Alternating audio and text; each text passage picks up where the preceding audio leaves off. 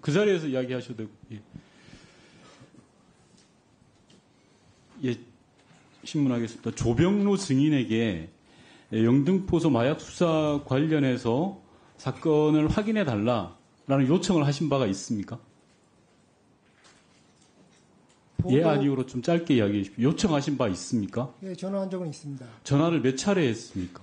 전화 한 차례 했습니다. 한 번밖에 하지 않았습니까? 잠깐만요. 정확하게 이야기하셔야 돼요. 잠깐만요. 마이크 좀 켜주셨으면 좋겠어요.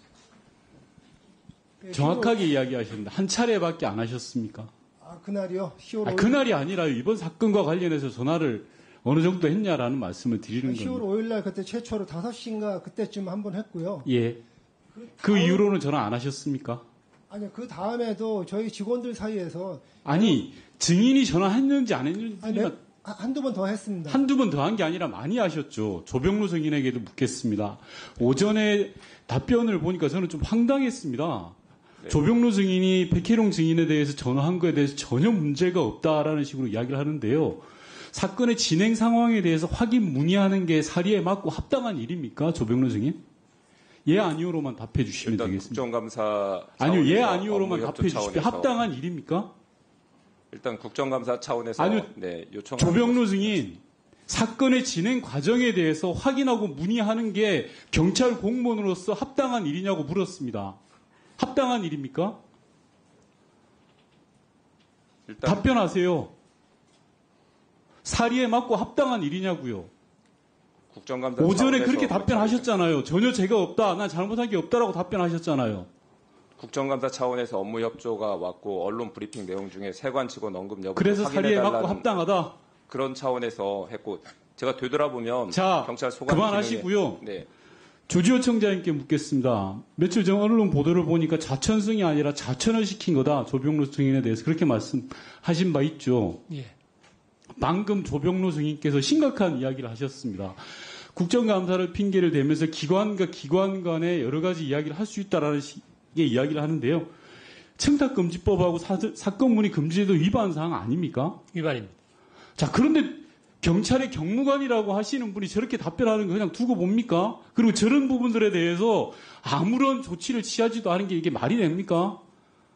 사건의 외압 여부를 떠나서 액면으로 드러나 있는 상황만 놓고 보더라도 경찰의 고급 간부가 사건 진행 과정에 대해서 기관에 확인하고 문의하는 게 아무런 죄의식 없다고 이야기하는 거가 심각한 상황 아닙니까? 보통 국민들은 저런 짓 못합니다. 명백히 잘못된 거 맞습니다. 빽 있는 사람들만 하는 겁니다. 높은 자리 있는 사람들만 하는 짓이에요. 경찰 고급 간부가 이거에 대해서 국회 청문회장에 와서 아무런 죄의식도 없이 당당하게 이야기합니다. 이게 말이 됩니까? 의원님 제가 말씀할 필요 조용히 하시고요. 경찰청장한테 제가 질의하고 있습니다. 경찰청장 조지호 증인 어떻게 생각합니까? 잘못된 거 맞습니다. 좋습니다. 뒤에 인천세관장 앉아주십시오. 다음은 이번 사건에 대해서 백혜룡 경정의 징계와 관련해서 좀 살펴보겠습니다. 조지호 청장이 인사청문회에서 말씀하신 건 집중수사 지휘 사건으로 있기 때문에 보고할 의무가 있고 공보규칙을 위반했다라는 취지로 말씀을 주셨습니다. 다음 PPT 봐주시면요. 애초에 국민신문고에 민원이 접수돼가지고 서울청으로 이송되고 감찰이 개시되고 징계가 진행되는 이런 스토리라인입니다. 국민신문고에 민원을 접수하신 분이 혹시 누군지 조지호 청장님 알고 계십니까? 그건 잘 모르겠습니다. 혹시 뒤에 경찰 배석하신 분들 중에 알고 계신 분 계십니까? 관세청장님 알고 계십니까? 저희 직원 중에 한 사람이라고 알고 있습니다. 맞습니다. 이번 사건의 주요 피의자로 조사받던 분이 국민신문고에 민원을 접수한 사안입니다. 맞습니까? 관세청장님? 예, 그런 걸로 알고 있습니다. 자, 그러면 액면으로만 보겠습니다. 주요 피의자가 신문고에 민원을 접수해서 억울해서 할 수 있습니다. 그런데 그걸 서울청에서 조사해서 감찰 개시하고 징계를 내린 흐름입니다. 저는 이게 국민적 상식으로 볼 때 여전히 말이 안 된다고 생각을 합니다. 제가 하나하나 따져볼게요. 공보규칙 위반으로 징계받은 게 이전에도 있었는지 3년 사례를 보니까 단 한 번도 없었습니다. 오로지 백혜령 경정이 유일한 사례였습니다. 단 한 건 있었는데 이거는 자신의 SNS에 사건 내용을 올린 겁니다. 그리고 다음 PPT 봐주시면요. 공보 책임자는 미리 보고해야 된다라고 되어 있는데 최초 보도 이후에 관련 보도가 528건이나 나왔습니다. 그러면 이 528건에 대해서 모두 보고해야 된다는 논리예요. 경찰이 지금 백혜련 경정을 징계한 사유는 저는 도저히 말이 안 된다고 생각을 하고요. 백혜련 경정 마지막으로 네, 30초. 네.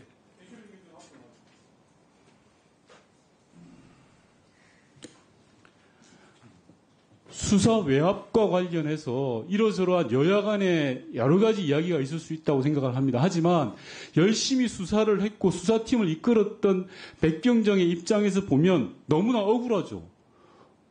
경찰 역대급 수사를 하고 실적을 올렸고 그걸 보고했는데 돌아오는 것은 오히려 징계입니다.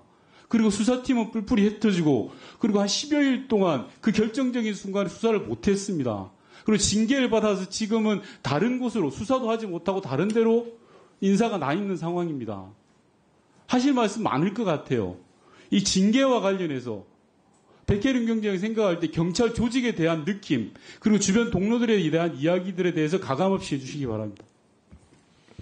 이 징계 절차가 이루어진 게 지난 5월 23일 형사과장이 수사를 종결해달라고 요구를 합니다. 그걸 제가 지금 조지호 청장님의 의중이라 이렇게 말씀을 드렸는데요. 예, 그 명을 수명하지 않았기 때문에 이런 결과가 발생했다고 저는 생각을 하고 있습니다. 지금 저는 수사 기록도 수사팀하고도 소통을 할 수가 없습니다. 제가 이 수사 기록 관련해서 언론에 언급을 하면 또 다른 징계가 예상되어 있습니다. 위법한 징계임을 알고 있음에도 제가 이의 신청을 했음에도 단 한마디 언급도 없고 어떻게 절차가 진행되는 그런 얘기도 없습니다. 위법한 명령을 했으면 일단은 위법한 행정명령 했으면 일단은 원상회복이 먼저고요. 그 이후에 책임을 지실 부분이 있으면 책임을 지셔야 된다. 이렇게 말씀드리겠습니다.